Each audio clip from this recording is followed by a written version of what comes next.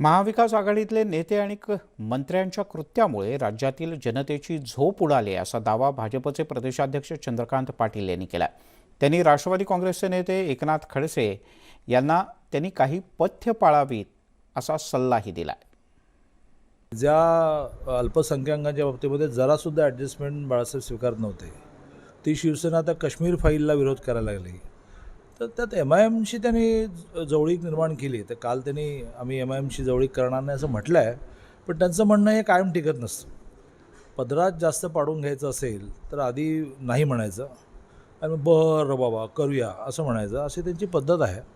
आणि त्यामुळे MIMशी त्यांनी जुळून घेतलं तर आम्हाला आश्चर्य वाटणार नाही. एकीकडे शरद पवार यांनी MIM सोबतच्या युतीला लाल सिग्नल दाखवलेला असतानाच आज मुख्यमंत्री उद्धव ठाकरे यांनी सुद्धा शिवसेनेच्या पक्ष कार्यकर्त्यांशी संवाद साधताना हिंदुत्वाचा पुनरुच्चार केला आणि भाजपवर टीकेचे बाण डागले. मेलो तरी चालेल पण MIMशी युती होऊ शकत नाही असं उद्धव ठाकरे यांनी म्हटलंय. तर शिवसेनेच्या पुढे जनाब लावता तर मग मोहन भागवत यांच्या पुढे खान जोडणार का असा रोखठोक सवालही उद्धव ठाकरे यांनी केला. आम्ही हिंदुत्वासाठी राजकारण करत होतो, हे राजकारणासाठी हिंदुत्व घेत आहे. आम्ही भाजपापासून वेगळे झालो, आम्ही भाजपाला सोडलंय, हिंदुत्वाला सोडलेलं नाही. हिंदुत्व आम्ही सोडू शकत नाही, कदापि नाही. सत्ता असो वा नसो आम्हाला परवा नाही किंवा एक अनामिक भीती दाखवायची की पुन्हा एकदा हिंदू म्हणजे पूर्वी इस्लाम खतरे में है, आता हिंदुत्व खतरे में है. हे एक नवीन त्यांची बांग सुरू झालेली आहे भाजपची. म्हणजे प्रत्येक वेळेला एक अनामिक भीती दाखवायची. बघा तुम्ही आम्हाला नाही मतदान दिलं तर अमुक होईल, असं नाही केलं तर तसं होईल. आणि आता आपल्याला ते हिंदू विरोधी म्हणजे शिवसेनेला सुद्धा इतर काही सेना अशी काहीतरी त्यांनी नावं द्यायला सुरुवात केलेली आहे. मग जनाब म्हणणं आपल्याला, आणखीन काही म्हणणं. मग मी पण त्यांची उदाहरण देतो. आता बघा दुसरा एक डाव कसा आहे. मध्येच काही कारण नसताना MIMनी महाविकास आघाडीला ऑफर दिली युतीची. काय संबंध आहे? कधी दुरान्वयाने तरी आम्ही MIMच्या बाजूला येऊ शकतो असा विचार कोणीतरी केलेला आहे का? की MIMने ऑफर द्यायची आणि मग त्यांनी सुरुवात करायची, भाजपने भडीमार सुरू करायचं. बघा MIM बरोबर जाणार, MIM बरोबर जाणार. पहिला मुद्दा म्हणजे शिवसेना ह्या MIM बरोबर जाणं, जे औरंगजेबाच्या थडग्यावरती डोकी टेकतात त्यांच्यासोबत जाणं, मेलो तरी जाणार नाही एवढी आमची कडवट हिंदुत्वाची निष्ठा असताना हा प्रश्न मध्येच उकरायचा आणि आम्ही कसे हिंदुत्वापासून दूर चाललेलो आहोत हे दाखवायचं. आम्ही एवढे काही मूर्ख नाही आहेत, अजिबात नाही. आम्ही भारतीय जनता पक्षासारखे सत्तेसाठी लाचार नाही. MIM बरोबर जाणं कदापि शक्य नाही.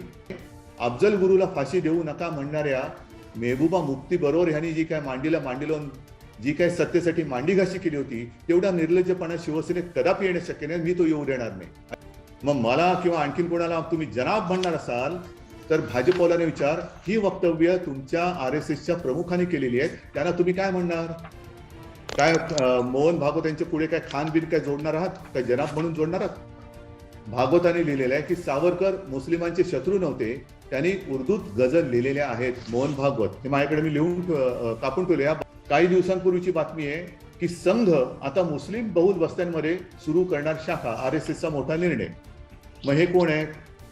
या मुसलमानांचं काय करायचं? आणि पुन्हा RSSला काय म्हणायचं? मुस्लिम संघ म्हणायचं, मुसलमान संघ म्हणायचं, राष्ट्रीय मुसलमान संघ म्हणायचं, मोहन भागवतांना काय खान वगैरे म्हणायचं. पण त्यांचे जे हिंदुत्वाचे विचार आहेत ते आणि आपले काही वेळेला मिळते जुळते आहेत. हे मोहन भागवत म्हणालेले आहेत. भारतीय जनता पक्षाकडे अगदी मोदी असतील, अमित शहा असतील आणि आपल्याकडे जे चिटोर पिटोरे जे बकबक करतात ना, ज्यांच्या तोंडातून शब्दांच्या गटारगंगा वाहते, असे त्यांचे चेले चपाटे आणि जे दलाल त्यांचे प्रवक्ते आहेत ते ह्याच्यावरती उत्तर देऊ शकतील का? तर ह्याच्याबद्दल उत्तर द्या आणि मग आमच्यावरती आरोप करा. हिंदुत्वावरती मला असं वाटतं की एक दिवस कदाचित असं पण येईल की हिंदुत्वाचे बाप आम्हीच आहोत हे सुद्धा म्हणायला कमी करणार नाही. हिंदू धर्म आम्हीच स्थापन केला असे म्हणतील तो त्यांचा मानसिक आजार असेल, बाकी दुसरं काही नाही. वळूयात पुढच्या काही बातम्यांकडे. बातमी आहे कोल्हापुरातून. कोल्हापूर उत्तरची विधानसभेची जागा ही काँग्रेसच्या वाट्याला गेल्यानं शिवसेनेचे माजी आमदार राजेश क्षीरसागर हे चांगलेच नाराज झाले. गेल्या 2 दिवसांपासून क्षीरसागर नॉट रिचेबल होते. कोल्हापुरातल्या महाविकास आघाडीच्या मेळाव्यालाही त्यांनी दांडी मारली. मात्र क्षीरसागर आज अवतरले आणि त्यांनी शहरातल्या शिवसेनेच्या कार्यालयाबाहेर शक्ती प्रदर्शन केलं. यावेळेला त्यांनी नाराजीही स्पष्ट आणि थेट व्यक्त केली. कोल्हापूर विधानसभेची पोटनिवडणूक ही तिरंगी झाली असती अशा शब्दात त्यांनी नाराजी व्यक्त केली.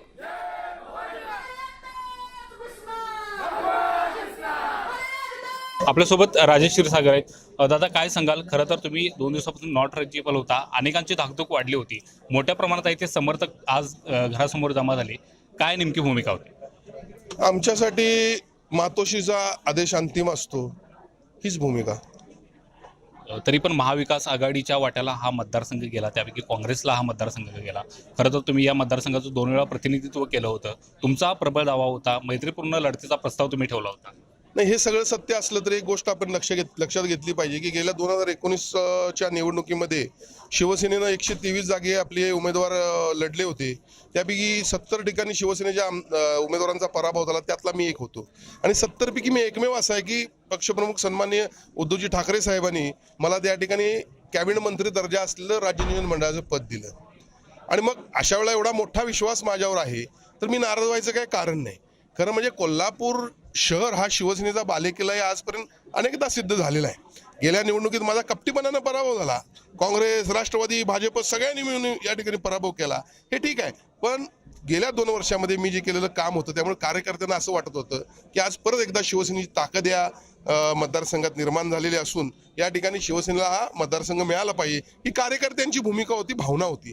गेल्या 2 दिवसापासून मी जरी नॉट रिचेबल एक फोन जरी माझा बंद असला, दुसऱ्या फोनवरून मी सगळ्या माझ्या पदाधिकाऱ्यांनी कार्यकर्त्यांसोबत चर्चा करतोय, त्यांना थोडं शांत करण्याचा प्रयत्न करतोय आणि निश्चितपणे आमच्यासाठी मातोश्रीचा निर्णय हा अंतिम राहील. महाविकास आघाडी ज्यावेळी निर्माण झाली, अस्तित्वात आली, त्यावेळेला काही नियमावली ठरली होती. त्यामध्ये या 3 पक्षापैकी कोणत्याही एका पक्षाचा आमदारचं निधन झालं तर त्याच पक्षाच्या आमदाराला तिकीट द्यायचं आणि त्याला सर्वांनी मिळून निवडून आणायचं. त्या निर्णयामुळं आणि सन्माननीय उद्धवजी ठाकरे साहेब दिलेल्या वचनाला जागणारी व्यक्ती आहे, त्यामुळे त्यांनी दिलेला शब्द हा मान्य केलेला आहे आणि आम्हाला त्याबाबत कुठली नाराजी नाही. ज्ञानेश्वर साळुंखे, न्यूज 18 लोकमत, कोल्हापूर. तिकडे पुण्यामध्ये शिवसेना नेते रघुनाथ कुचेक यांच्यावर आरोप करणारी पीडित तरुणी पुण्यात परतली. पुण्यामध्ये परतल्यानंतर न्यूज 18 लोकमतकडे तिनं आपल्या भावना व्यक्त केल्या. गोव्याहून परत आल्यानंतर वैद्यकीय उपचार मिळत नसल्याची तक्रारसुद्धा या तरुणीनं केली. पोलिसही तिच्यावर दबाव टाकत असल्याचं तिचं म्हणणं आहे.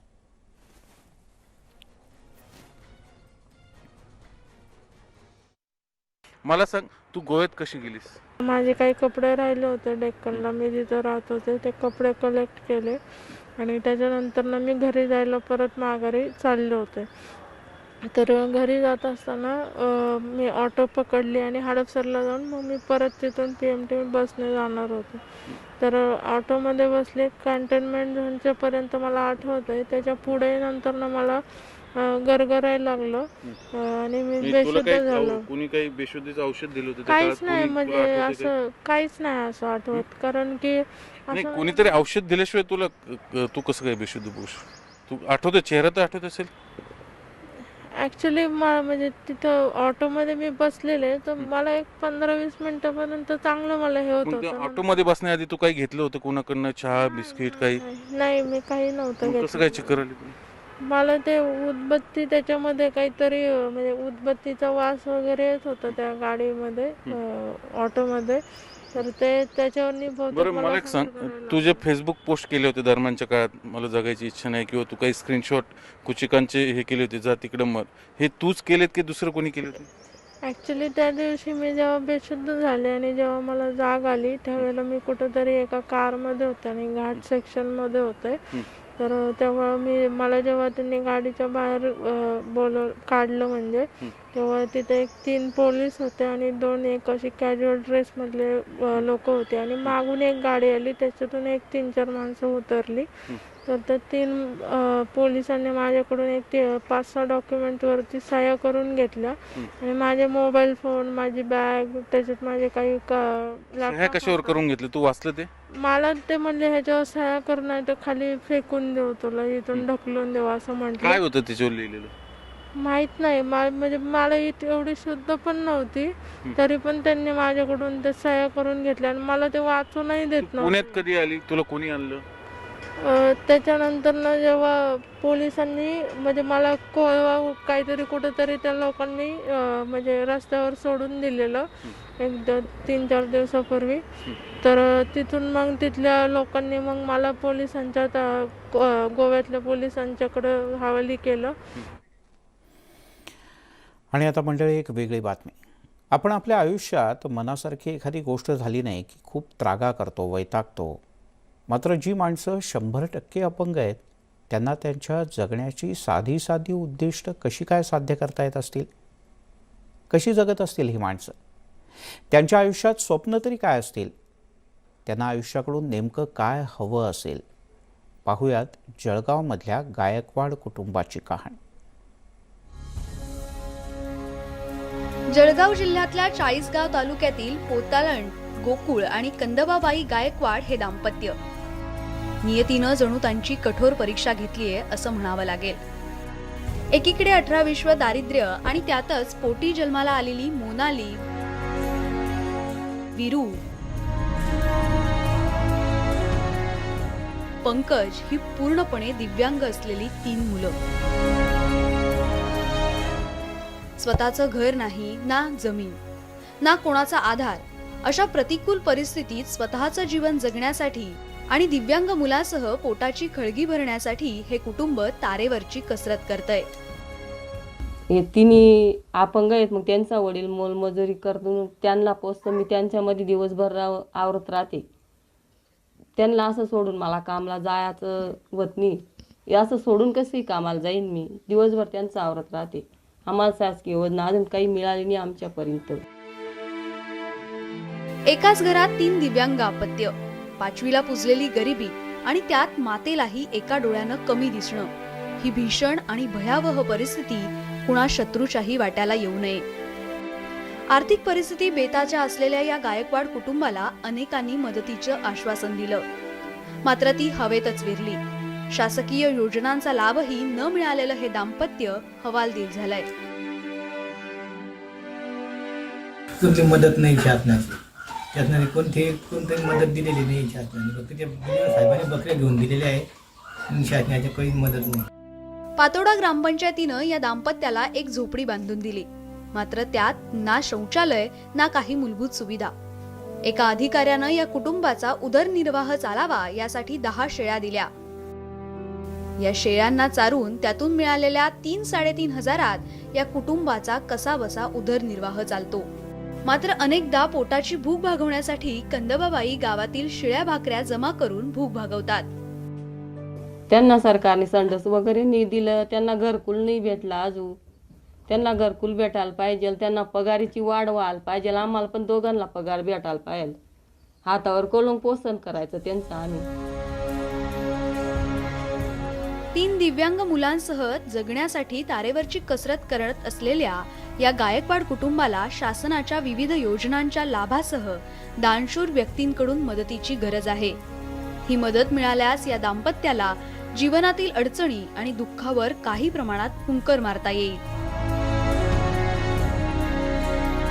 चाळीसगाव तालुक्यातील पातोंडा या गावातील गोकुळ गायकवाड यांची ही कथा बघितली. यांची 3ही मुलं जन्मताच अपंग असून आजपर्यंत मात्र कुठलीच राज्य शासन असो किंवा केंद्र शासनाची कुठलीच योजना या 3 अपंग मुलांना आजपर्यंतही मिळाली नाही. मात्र कसामसा कशा तरी पद्धतीने हा 3ही मुलांचा सांभाळ करून ते आपलं जीवन जगत आहे. नितीन नांदुरकर, न्यूज 18 लोकमत, जळगाव. त्यांना पायही नाहीत, मदत घेण्यासाठी हातही नाही, पण स्वप्न आहेत. आणि ती स्वप्न पूर्ण होण्यासाठी तुमच्या मदतीची गरज आहे. प्राईम टाईममध्ये इथेच थांबू.